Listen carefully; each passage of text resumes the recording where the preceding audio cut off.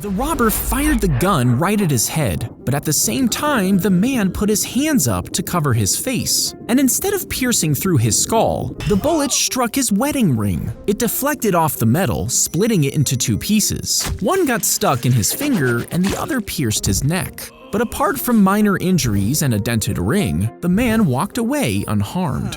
If you shut a giant book on your head, you might think it would be heavy enough to crack open your skull. But the human head is made of dense bone, and it can actually withstand over 500 pounds of pressure. Now, a frog's bones are much weaker and could definitely be smashed by a regular book, but it would take an 8-foot-tall book closing on your head to crush your skull completely. If you fired a bullet at a bear's massive thick skull, you might assume the bone could stop it cold, but a high-velocity bullet would likely shatter the skull on impact with devastating force. However, the bear's skull does have a uniquely sloped surface, and if the bullet were low caliber, shot off at just the right angle, there's a small chance that it could ricochet off instead.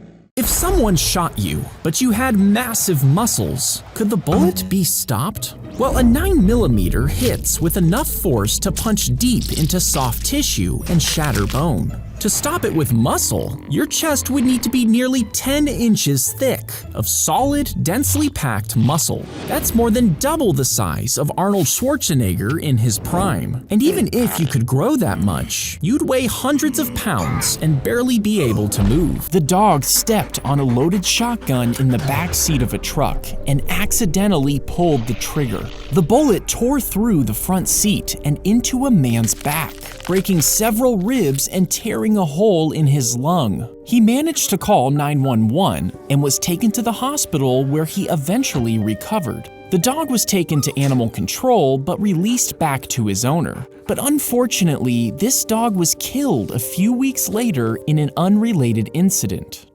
The teats are held firmly and the milker gently pulls down. This motion triggers the release of oxytocin, the hormone that bonds a cow to her calf. The muscles in the udder then contract, pushing the milk through the ducts and into the teats. It then streams into a bucket where it's collected. The cow is given a treat, and the milker gets to keep the fresh milk. The bull charged right at him, but just as it was about to strike, he hit a button, and the bull suddenly stopped. You see, the scientist had implanted tiny wires in its skull, and pressing the button sent electricity into its brain.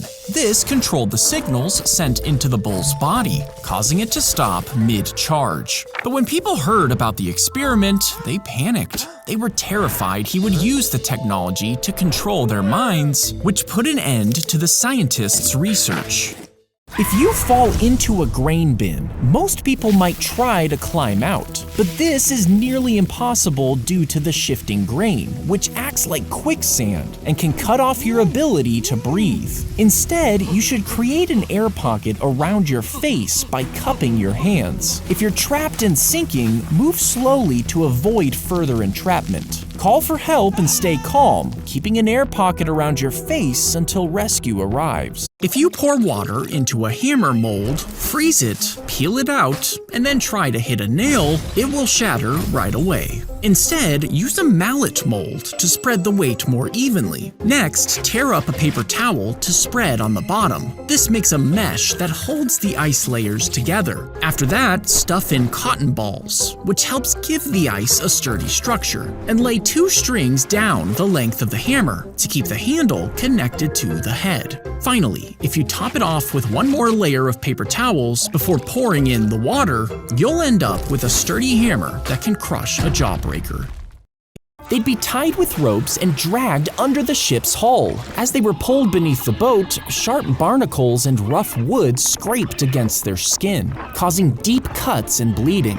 The salt water worsened the pain, stinging the open wounds. If the sailor wasn't pulled out quick enough, there was a high risk of drowning before reaching the other side. If they did manage to survive, it just meant they were ready for round 2.